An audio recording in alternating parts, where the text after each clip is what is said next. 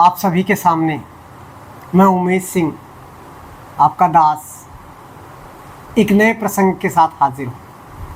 ये प्रसंग है, पूजा हमें करनी कैसी चाहिए। पूजा हम सभी करते हैं, पूजा का लाभ कैसे लेते हैं, पूजा कैसे करनी चाहिए और हमारे बच्चे पूजा भगवान के प्रति कैसे प्रेरित होते हैं। आइए प्रसंग शुरू करते हैं। ये प्रसंग है मध्य प्रदेश के एक छोटे से गांव के। एक राजा राम जी रहते थे। उनका एक बेटा, बहू और एक छोटा सा पोता, 7 साल का, आपके बराबर का।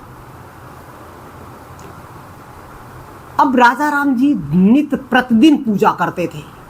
भगवान से पूजा करते, भगवान से बातें करते, भगवान को भोग लगाते, नहलाते, ये सारी प्रक्रिया करते। जितना भी समय होता, 30 मिनट, 40 मिनट, 45 मिनट, 50 मिनट, 1 घंटे, सवा घंटे, रोज पूजा करते। और बच्चा रोज देखा करता। बच्चे के प्रति रोज जिज्ञासा जागने लगी कि दादाजी पूजा कर लेते, मैं तो पूजा करता नहीं, बट मुझे पूजा करनी, मुझे पूजा करनी।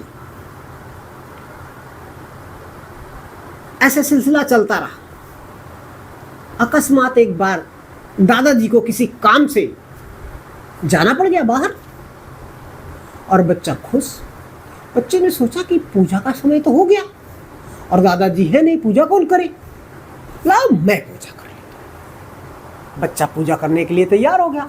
जैसे दादाजी पूजा करते थे, जल ले आए, गंगा जल ले आए, धूप बत्ती जलाई, अगरबत्ती जलाई, कपूर जलाया। जैसे महात्मा जी करते थे, राजा राम जी, वैसे ये बच्चा किया कर रहा था।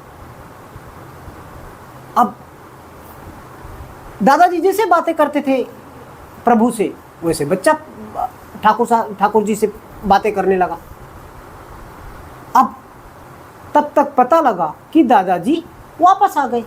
दादाजी ने देखा कि उनको आवाज आई कि घंटी बज रही है।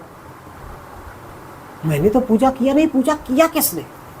दादाजी आके दीवार के पास छुप होकर सुनते।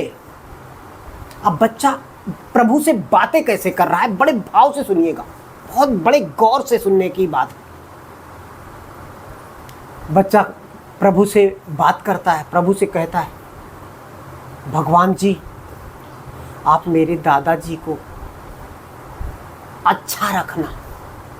मेरे दादाजी आपको नहलाते हैं, आपको भोग लगाते हैं, मुझे कहानियाँ सुनाते हैं। तो दादाजी अगर अच्छे रहेंगे तो आपकी पूजा करेंगे, आपको भोजन पवाएंगे, प्रसाद पवाएंगे और हमें कहानियाँ सुनाएंगे।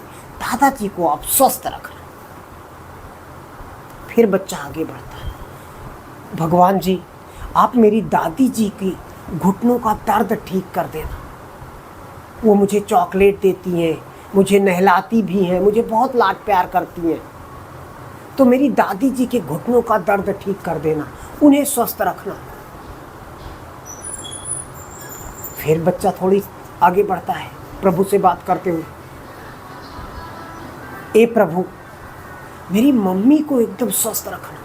मेरी माँ 4:30 बजे उठ जाती हैं, घर में पोछा झाड़ू सब करती हैं, सबके लिए खाने कपड़े सबके धुलती हैं, दादी की सेवा करती हैं, दादा की सेवा करती हैं, मेरा भी टिफ़िन तैयार करती हैं, मेरे पापा का टिफ़िन तैयार करती हैं, सबके पूरे घर का काम करती हैं मेरी माँ।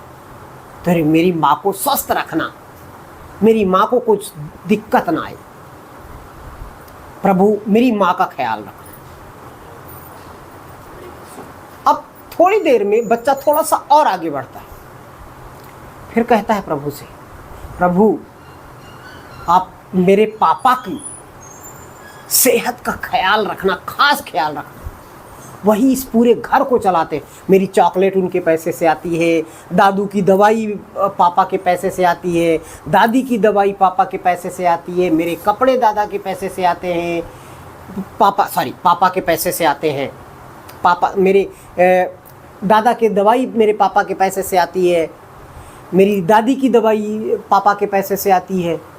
मेरी मम्मी के सारे सामान पापा के पैसे से आते हैं, पूरा घर पापा ही चलाते हैं। मेरी स्कूल की फीस, मेरी बहन की फीस, मेरे बैग सब पापा ही ले आते। तो पापा मेरे बहुत काम करते, पापा को मेरे बहुत स्वस्थ रखना। दादाजी बगल में खड़े होके सुन रहे हैं कि बच्चे का भाव कितना अच्छा। बच्चे ने अभी तक अपने लिए कुछ नहीं। बहुत गौर से सुनने वाली बात है। अगली बात, बच्चा प्रभु से क्या बात करता?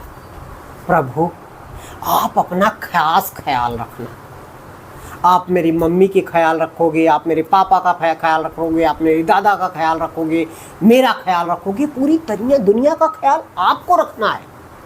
तो आप तो ज़्यादा स्वस्थ होने चाहिए, आपको अपना ख्याल खास रखना चाहिए। तो प्रभु पहले आप अपना ख्याल रखिएगा, क्योंकि हम जैसे कितने लोग होंगे, सबका ख्याल आपको ही रखना है। आप हमारे लिए ऑक्सीजन अरेंज करते हो, आप हमारे लिए धूप अरेंज करते हो, आप हमारे लिए पानी अरेंज करते हो, आप हमारे लिए भोजन अरेंज करते हो, सब कुछ आपको ही करना है। तो आप अपना ख्याल पहले रखोगे ना प्रभु। आपने इतना सारा घर में दिया है, इतना अच्छा घर दिया है, मंदिर दिया है, ये सारी चीज़ें दी है, आपकी ही तो दी हुई। तो आप अपना खास ख्याल रखिएगा। दादाजी के आंखों में आंसू आ गए ये सुन के कि ये बच्चा, ऐसी पूजा, ऐसी भक्ति तो मैंने प्रभु से ऐसी कभी मांग नहीं मांगी। ये बच्चा सचमुच मेरे घर में आया है तो ये भगवान का स्वरूप।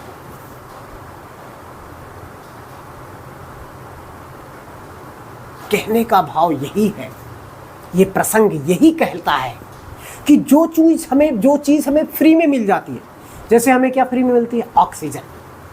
ऑक्सीजन फ्री में मिलती है हमें। ऑक्सीजन का भगवान को शुक्राना कभी करते ही नहीं, भगवान को कभी धन्यवाद देते ही नहीं। हाँ, अगर मेरे हॉस्पिटल में मुझे ऑक्सीजन का सिलेंडर खरीदना पड़े तो हम 200 लोग को बोल देंगे, क्योंकि उसमें मेरा पैसा लगा हुआ। लेकिन जो फ्री में मिलती है, धूप हमें सर्दी से बचाती है, धूप हमें बहुत कुछ देती है, सूर्य हमें बहुत कुछ देते हैं, क्या हम इसका शुक्राना करते हैं? नहीं। सर्दियों में हम करते क्या है? एक इलेक्ट्रिक हीटर ले आते, उसको जलाते हैं। अगर मेरे घर में कोई ये ना कहे कि आप लाए हो तो हमारा मूड खराब हो जाता है। हमें दुनिया में यहाँ पे क्रेडिट चाहिए सबको, लेकिन जो चीज़ फ्री में मिल गई हम उसको क्रेडिट नहीं देना चाहते। तो कहने का भाव यही है कि प्रभु को क्रेडिट देना शुरू करो। जो आपको मिला है उसके लिए प्रभु का शुक्राना करना शुरू करो, धन्यवाद देना शुरू करो। बाकी तो देने वाले वही हैं, आपको मांगने की ज़रूरत क्या है? क्या आप जब पैदा हुए तो आपने सांस मांगी थी प्रभु से? आपने मांगा था कि मुझे इस घर में पैदा होना है? आपने मांगा था कि मुझे इस जगह पे पैदा होना? नहीं, उन्होंने अपने आप दिया, तो बाकी चीजें भी अपने आप देंगी। तो आज से जो मिला है उसके लिए प्रभु को धन्यवाद दे, बाकी चीज अपने आप हो जाएगी। जय श्री कृष्ण दोस्तों, जय श्री कृष्ण।